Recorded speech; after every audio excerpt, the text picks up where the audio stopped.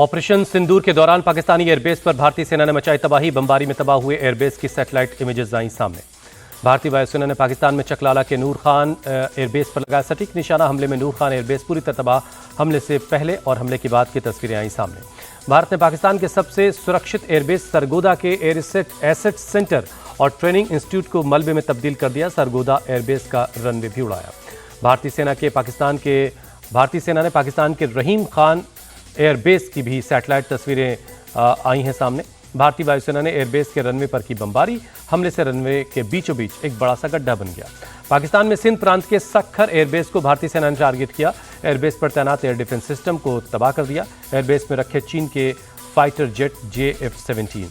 पाकिस्तान पर प्रहार का एक और सबूत आया सामने। भुलारी एयरबेस की तबाही की तस्वीरें आई सामने। पाकिस्तान के जैकोबाबाद एयरबेस की तस्वीरें भी आई। सैटेलाइट इमेजेस में पाकिस्तान की तबाही के निशान दिख रहे हैं। सीज फायर के ऐलान के बाद केंद्रीय कैबिनेट की आज पहली बैठक। पीएम मोदी सुबह 11 बजे बैठक की अध्यक्षता करेंगे। पीएम मोदी की अध्यक्षता में हो रही बैठक में अमित शाह, राजनाथ सिंह समेत कई बड़े मंत्री मौजूद रहेंगे। CCS की बैठक भी आज होनी है।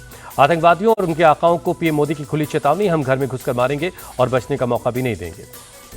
आदमपुर एयरबेस से पीएम मोदी की ललकार। आतंकी हमला हुआ तो अपनी शर्तों पर जवाब देंगे। आतंकी ही नहीं, उनके आकाओं को भी मारेंगे। पीएम मोदी की पाकिस्तान को खुली चुनौती। कहा, याद रखें ये नया भारत है, ये दुश्मन को मिट्टी में मिलाना जानता। पाकिस्तान ने दुस्साहस किया तो मुंहतोड़ जवाब मिलेगा। पीएम ने कहा, हमारी फौज न्यूक्लियर धमकी की हवा निकालती है। मजबूत सुरक्षा कवच अब भारत की पहचान है। पीएम मोदी बोले, हमारी वायुसेना ने अटैक किया और डिफेंड भी। हमारे एयरबेस और एयर डिफेंस सिस्टम सब सुरक्षित। हमारे ड्रोन मिसाइलों को सोचकर पाकिस्तान को अब नींद नहीं आएगी। प्रधानमंत्री बोले, भारत माता की जय से दुश्मन की रूह कांप उठी। ये सिर्फ एक नारा नहीं बल्कि देश के लिए जीवन समर्पित करने का मंत्र है।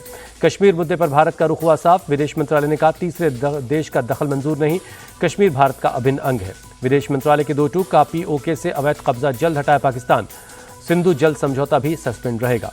अमेरिकी राष्ट्रपति डोनाल्ड ट्रंप ने फिर किया भारत और पाकिस्तान के बीच सीज फायर करवाने का दावा। कहा, उन्होंने भारत पाकिस्तान से न्यूक्लियर मिसाइल की जगह व्यापार के आदान प्रदान की अपील की। ऑपरेशन सिंदूर की सफलता के सम्मान में आज देश भर में 23 शहरों में निकाली जाएगी तिरंगा यात्रा। लखनऊ में तिरंगा यात्रा में CM योगी शामिल होंगे। दिल्ली के कर्तव्य पथ पर निकाली गई तिरंगा यात्रा। ऑपरेशन सिंदूर में सेना के शौर्य को लोगों ने सलाम किया। भारत माता की जय के नारे लगे। गोवा में ऑपरेशन सिंदूर की सफलता के बाद सेना के समर्थन में निकाली गई तिरंगा यात्रा। CM प्रमोद सावंत यात्रा में शामिल हुए।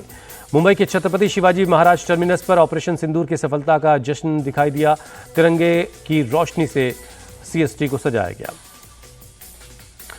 पंजाब के मलेरकोटला में एक महिला समेत 2 लोग गिरफ्तार। पाकिस्तान के लिए जासूसी का आरोप। सेना से जुड़ी सीक्रेट इंफॉर्मेशन पाकिस्तान भेजते थे।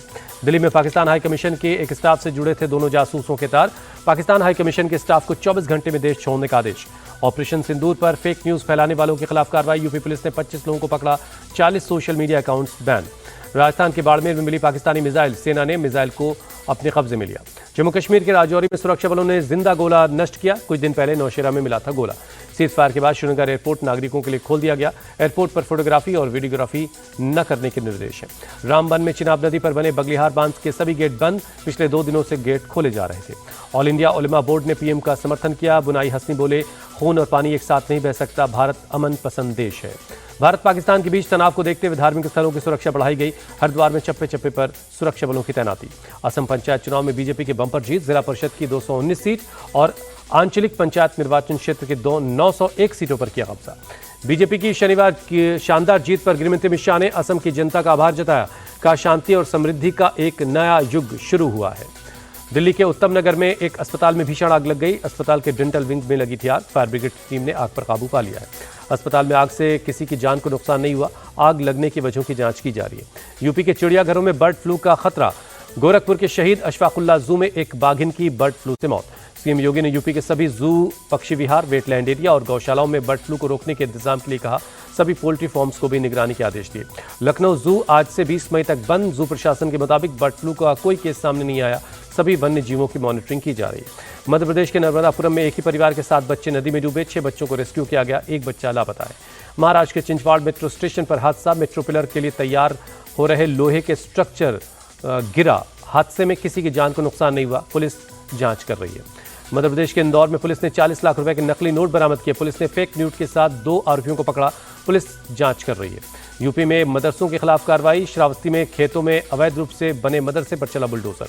पंजाब के मजीठा में जहरीली शराब से अब तक 21 लोगों की मौत, पुलिस ने 10 आरोपियों को गिरफ्तार किया, डीएसपी और एसएचओ सस्पेंड। हैदराबाद पहुंची मिस वर्ल्ड के सभी कंटेस्टेंट, चार मीनार के साथ जाकर फोटोशूट करवाया। अमेरिकी राष्ट्रपति डोनाल्ड ट्रंप की आज सऊदी अरब में सीरिया के राष्ट्रपति अहमद अल शरा से मुलाकात होगी। संबंधों को सामान्य करने के लिए सीरिया से सभी प्रतिबंध हटाने का ऐलान किया जा चुका है। इजरायल ने गाजा के खान यूनिस में 2 अस्पतालों पर हवाई हमला किया, यूरोपीय अस्पताल की इमारत तबाह, कई लोगों के मारे जाने की आशंका। अमेरिका के पश्चिमी मैरीलैंड में बाढ़ का कहर, भारी बारिश के बाद सड़कों पर पानी में डूबी नजर आई कारें।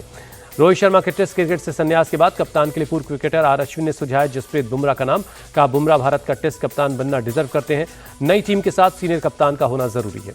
शुभमन गिल को कप्तान बनाने के फेवर में नहीं है पूर्व कप्तान सुनील गावस्कर, बोले गिल की जगह बुमराह को सौंपी जाए टेस्ट की कमान, बुमराह को अपना वर्कलोड अच्छे से पता है। टेस्ट क्रिकेट से संन्यास के बाद पत्नी अनुष्का शर्मा के साथ वृंदावन में प्रेमानंद महाराज के आश्रम पहुंचे विराट कोहली, प्रेमानंद महाराज का आशीर्वाद लिया।